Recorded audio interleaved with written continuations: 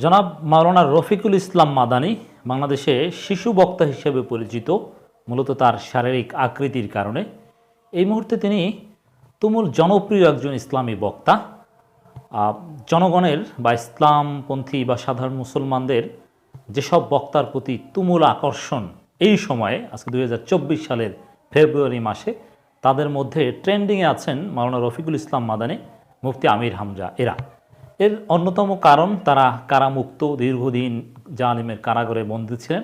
এই কারণে জনগণের একটা স্পেশাল সিম্প্যাথি তাদের উপরে আছে। কিন্তু এই রফিকুল ইসলাম মাদানীকে ঘিরে বেশ কয়েকবার কিছু অনাকাঙ্ক্ষিত ঘটনার খবর আমাদের কাছে এসেছে, যেই ঘটনাগুলো ওয়াজ মাহফিলের পরিস্থিতির জন্যে একটা নতুন মোড় এবং একটা অশনি সংকেত হিসাবে আমরা দেখছি।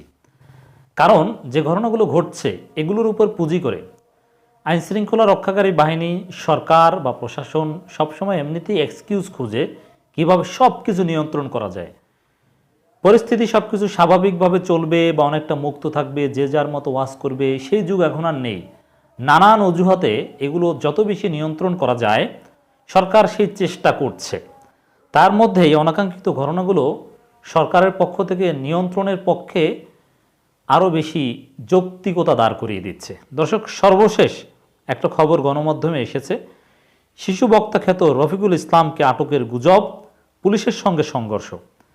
বড় ঘটনা, পুলিশের সাথে সংঘর্ষ, অনেকে আহত হয়েছে, অনেককে গ্রেপ্তার করা হয়েছে। এখন ওয়াজ মাহফিলকে কেন্দ্র করে যদি এরকম গুজব, সংঘাত, সংঘর্ষ, আটক, গ্রেপ্তার এগুলো যদি ঘটে, তাতে যে বক্তাকে কেন্দ্র করেই এটা হোক না কেন, তার মধ্যে যদি আবার যারা কারাগারে ছিলেন, যাদের বিরুদ্ধে সরকার বড় বড় মামলা দিয়েছিল, যাদের প্রতি সরকারের একটা আক্রোশ ছিল বা আছে, তাদের ক্ষেত্রে হয়, তাহলে আরও বেশি নেতিবাচক প্রভাব ওয়াজ মাহফিলের পরিস্থিতির উপর পড়তে পারে। যেমন এই যে ঘটনা, যে আটকের গুজব, সংঘাত, সংঘর্ষ, আহত, গ্রেপ্তার, এই আহত এটা আরও বড় কোনো অঘটন ঘটলেও ঘটতে পারত। তো এতে পুলিশ বা আইনশৃঙ্খলা রক্ষাকারী বাহিনী সামনে আরও বেশি যুক্তি দিবে যে না, অনুমতি ছাড়া, লিখিত অনুমতি ছাড়া ওয়াজের আয়োজন করাই যাবে না, অনুমতি থাকতে হবে। এবং শুধু অনুমতি না, কখন কিভাবে আসবেন, আরও কারা কারা থাকবে, তারও লিখিত একটা দলিল বা একটা প্রমাণ পুলিশের কাছে জমা দিতে হবে। তারপরে পুলিশ যাচাই বাছাই করে দেখবে। এর মানে ওয়াজ মাহফিলে আয়োজনের প্রক্রিয়াটা, অনুমতি বিষয়টা আরও বেশি রিজিড পুলিশের পক্ষ থেকে করা হয়ে থাকতে পারে। এই ঘটনাগুলোকে পুঁজি করে যে পুলিশের সাথে সংঘর্ষ, মারামারি, আহত, অমুক তমুক, মানে এগুলো কিন্তু একটা যুক্তি। আইন শৃঙ্খলা বা ল অ্যান্ড অর্ডার সিচুয়েশন নিয়ন্ত্রণ করার ক্ষেত্রে এগুলো অবশ্যই অনেক ক্ষেত্রে যৌক্তিকভাবে কনসিডার করতে হয়। মানে যেখানে একটা গুজব ছড়িয়েছে, সেখানে মারামারি ঘটনা ঘটেছে, আমি কিন্তু এখানে রফিকুল ইসলাম মাদানীকে দোষ দিচ্ছি না, বা এটা তদন্ত ছাড়া আমরা কাউকেই দোষ দিচ্ছি না। কিন্তু আপাত দৃষ্টিতে যেটা মনে হচ্ছে, কিছু হুজুগে জনতা যারা গুজব ছড়িয়েছে তারা এখানে দায়ী।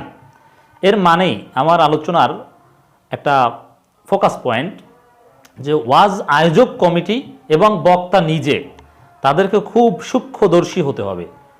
পরিবেশ পরিস্থিতি, কারা আয়োজন করছে, কি ঘটছে, অনুমতি আছে কিনা, বা অনুমতি থাকলে কি হবে, না থাকলে কি হবে, এগুলো সব যদি সূক্ষ্মভাবে মেনটেন করা না হয়, তাহলে সব বক্তাদের উপরে প্রভাব পড়তে পারে এবং ওয়াজ মাহফিলের পরিস্থিতি আরও বেশি ঘোলাটে হতে পারে, আরও বেশি নিয়ন্ত্রণের মতো অবস্থা হতে পারে। এই একটা দুইটা অঘটনের উপর ভিত্তি করে কিন্তু দেশব্যাপী একটা বড় ধরনের নিয়ন্ত্রণের দাবি বা নিয়ন্ত্রণের বিষয় চলে আসতে পারে। এটাই আমি বোঝাতে চেয়েছি দর্শক। আর জনাব মাওলানা রফিকুল ইসলাম মাদানী সাহেব, তার কথাবার্তা এগুলো নিয়েও অনেকে প্রশ্ন তুলছেন যে আরও সংযত হয়ে কথা বলা দরকার, একটু জোশের বশবর্তী হয়ে কিছু অতি উৎসাহী কথা তিনি মোদী বিরোধী আন্দোলনের সময় বলেছিলেন, নিঃসন্দেহে বলেছিলেন কিছু ভুল কথা, যেটা একেবারেই ঠিক হয়নি। তা এখন কিছু কথাবার্তা বলছেন, বয়স কম অথবা এরকম তুমুল জনপ্রিয়তা, এত বড় একটা সেলিব্রিটি ফিলিংস, এগুলো আসলে তখন অনেক সময় হিতাহিত জ্ঞান থাকে না, কথাবার্তা বা আচার আচরণের নিয়ন্ত্রণ থাকে না। তো রফিকুল ইসলাম মাদানীর ক্ষেত্রে এরকম নিয়ন্ত্রণহীনতার বা তুমুল জনপ্রিয়তার ভার তিনি বইতে পারেন কি না, এই প্রশ্ন কিন্তু উঠছে। এই জন্য আমরা বলবো ছোট ভাই রফিকুল ইসলাম মাদানীকে আরও বেশি সংযত হতে হবে, আরও বেশি সহনশীল হতে হবে, আরও বেশি ধৈর্যশীল হতে হবে, কথাবার্তা বলার ক্ষেত্রে আরও বেশি দূরদর্শী হতে হবে। আইন, সংবিধান, মুক্তিযুদ্ধ, বাস্তবতা, মানে এই যেসব বিষয় খুব স্পর্শকতার সেই সব বিষয়ে মাথায় রেখে হেকমতের সাথে কথা বলতে হবে। এবং যদি কোথাও কোনো কারণে তার ওয়াজ মাহফিলের অনুমতি দেওয়া না হয়, বৃহত্তর স্বার্থে প্রয়োজনে সেখান থেকে পিছু হটতে হবে। তারপরও জোরাজুরি করে হ্যাঁ অনুমতি দেওয়া হোক, এটা তার সাংবিধানিক অধিকার ওয়াজ মাহফিল করা, আমরা সেই আহ্বান জানাই। কিন্তু যদি তাকে বঞ্চিত করা হয়, যদি তাকে জুলুমের শিকারও করা হয়, সে জুলুম সহ্য করে অনেক থেকে পিছু হটাটাই ওয়াজ মাহফিল এবং তার নিজের জন্য কল্যাণকর। বিশেষ করে যারা কারাগার থেকে বের হয়েছে তাদের ওয়াজ মাহফিল নিয়ে পুলিশের বা প্রশাসনের একটু স্পেশাল ইন্টারেস্ট রয়েছে, তাদের অনুমতির বিষয়টা একটু জোরালোভাবে দেখে। আমির হামজার ক্ষেত্রেও সেম। এই জন্য এই বিষয়গুলো তো মাথায় রাখতে হবে। মানে এমন কোনো কাজ করা যাবে না যাতে টোটাল ওয়াজ মাহফিলের যে একটা সুন্দর পরিবেশ, বা এখনও ওয়াজ মাহফিল বাংলাদেশে আনাচে কানাচে ব্যাপক পরিমাণ হচ্ছে, সেটা আরও বেশি নিয়ন্ত্রণের মুখোমুখি যাতে না হয়। দর্শক, এই নিউজটা একটু আপনাদের শোনাতে চাই, তাহলে বুঝবেন যে আসলে ঘটনা কতটা জটিল।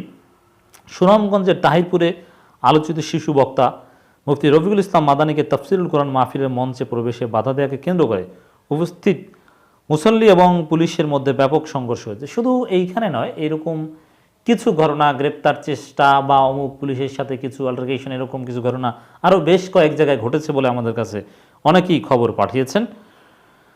পুলিশ পরিস্থিতির নিয়ন্ত্রণ আনতে 25 রাউন্ড রাবার বুলেট ও 2 রাউন্ড গ্যাস ছুড়ছে। দেখেন বিষয়টা কতটা অনাকাঙ্ক্ষিত। যারা ওয়াজ শুনতে এসেছে তারা একেবারেই নন পলিটিক্যাল সাধারণ মানুষ, খেটে খাওয়া মানুষ। ওয়াজ শুনতে কিন্তু অভিজাত শ্রেণীর লোকজন তেমন যায় না, গেলেও তারা স্টেজে 2-1 যায়। সাধারণত সামনে যারা মাটিতে বসে তারা একেবারেই মার্জিনালাইজড ক্লাস এবং বেশিরভাগই নন পলিটিক্যাল অ্যাফিলিয়েশন বা এগুলো চিন্তা করে যায় না। তারা ধর্মভীরু, কৃষক, শ্রমিক।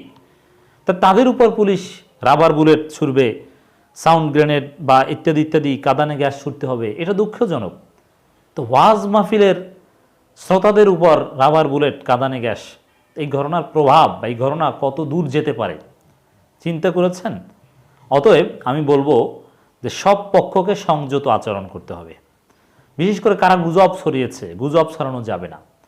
এবং এটাও মাথায় রাখতে হবে যে পুলিশ যদি কাউকে গ্রেপ্তার করতে চায়, সেটা ওয়াজের ময়দান থেকে হোক আর যেখান থেকে হোক, সেটাকে আপনি ফেরাতে পারবেন নাকি? পুলিশের কাজে বাধা দেওয়ার চেষ্টা করবেন না।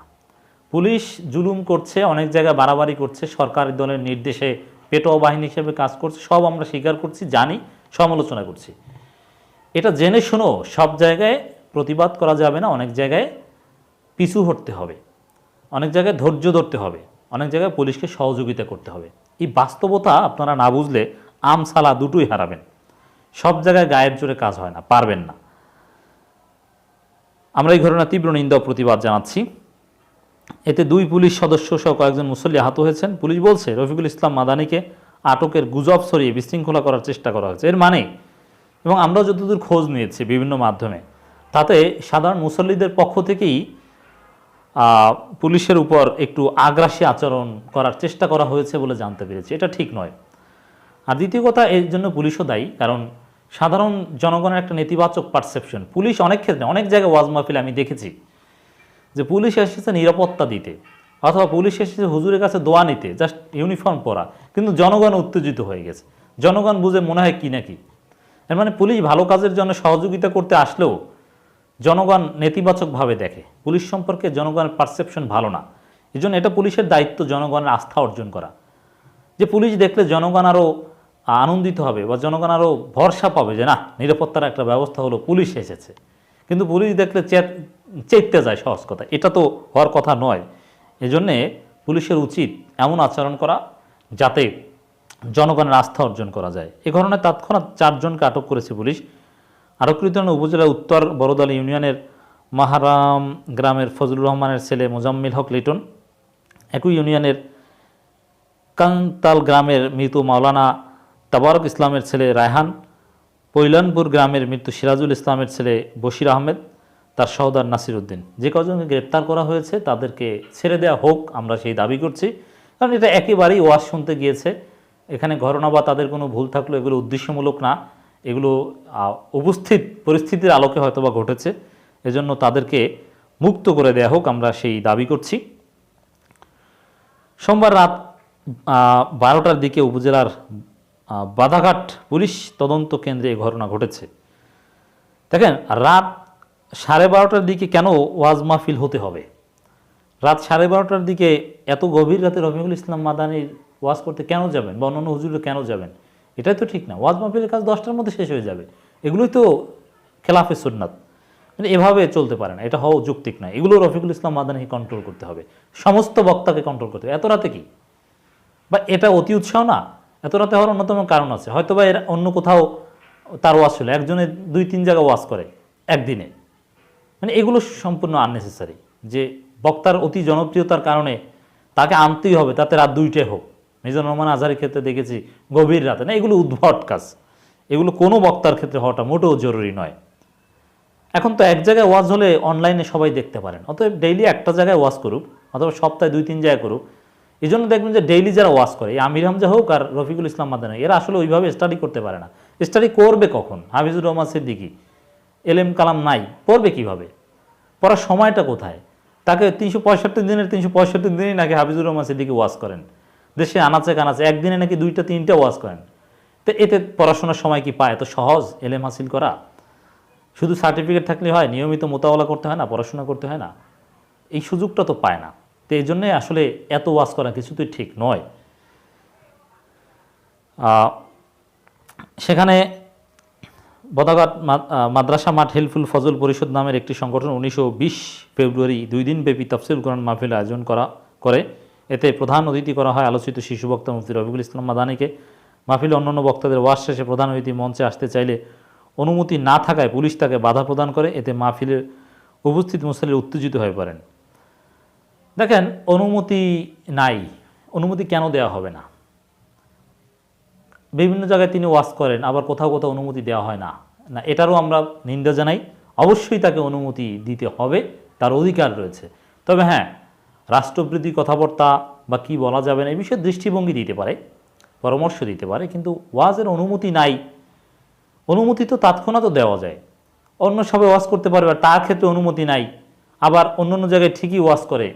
মানে এগুলো কি? এগুলো তো কোনো আসলে মানে কীভাবে কি চলছে, কোনো ব্যালেন্স নাই, গলদ আছে বোঝা যায়। হঠাৎ মঞ্চে সংবাদ আসে রফিকুল ইসলাম মাদানীকে আটক করে পুলিশ তদন্ত কেন্দ্রে নিয়ে যাওয়া হয়েছে। এই সংবাদ ছড়িয়ে পড়লে মাহফিলে মুসল্লিরা ক্ষিপ্ত হয়ে বিক্ষোভ মিছিল নিয়ে বদাঘাট তদন্ত কেন্দ্রে ঘেরাও করতে চাইলে পুলিশের সঙ্গে ব্যাপক সংঘর্ষ শুরু হয়।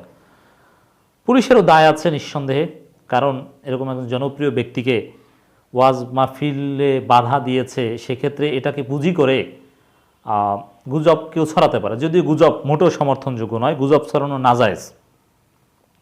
এবং কেউ এই দেখেন, ঠিক আছে, এখন যদি গ্রেপ্তার করেও থাকে তার প্রতিবাদ করতে হবে, কিন্তু প্রতিবাদ করতে গিয়ে আপনার থানা বা পুলিশ তদন্ত কেন্দ্র ঘেরাও করবেন, আর সেখানে কেউ ইট পাটকেল নিক্ষেপ করবে, ভাঙচুর করছে, মানে এটা তো একেবারে ঠিক নয়।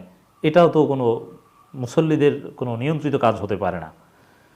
সংশ্লিষ্ট থানার ওসি যেটা জানান, রফিকুল ইসলাম মাদানীকে পুলিশ আটক করেনি, তিনি মূলত তাফসির মাহফিলে আসেননি।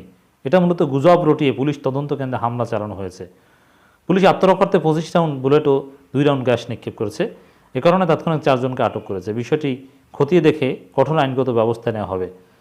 রফিকুল ইসলাম ওই সময় ঘটনাস্থলের পাশে অবস্থান করেছিলেন বলে অনেকে নিশ্চিত করেছেন। এর মানে কিছু একটা ঘটেছে, কোনো কিন্তু আছে। কিন্তু এই ভুল বোঝাবুঝি, এই বাড়াবাড়ি কোনো পক্ষ থেকেই কাম্য নয়। আমি এই ঘটনায় রফিকুল ইসলাম মাদানীর দোষ দিচ্ছি না, কিন্তু সামগ্রিকভাবে রফিকুল ইসলাম মাদানীকে আরও সংযত হওয়া উচিত। কারণ তাকে ঘিরে নানান অনাকাঙ্ক্ষিত ঘটনা ঘটছে, সেই সুযোগ তার উচিত না দেয়া, যথাসম্ভব তার পক্ষ থেকে ফ্রেশ থাকা। আর বাকি যদি তার উপর জুলুম বা পুলিশ অন্যায় কিছু করে, তাহলে তো কিছু করার নাই, তিনি মজলুম, কিন্তু তার পক্ষ থেকে ফ্রেশনেস জরুরি।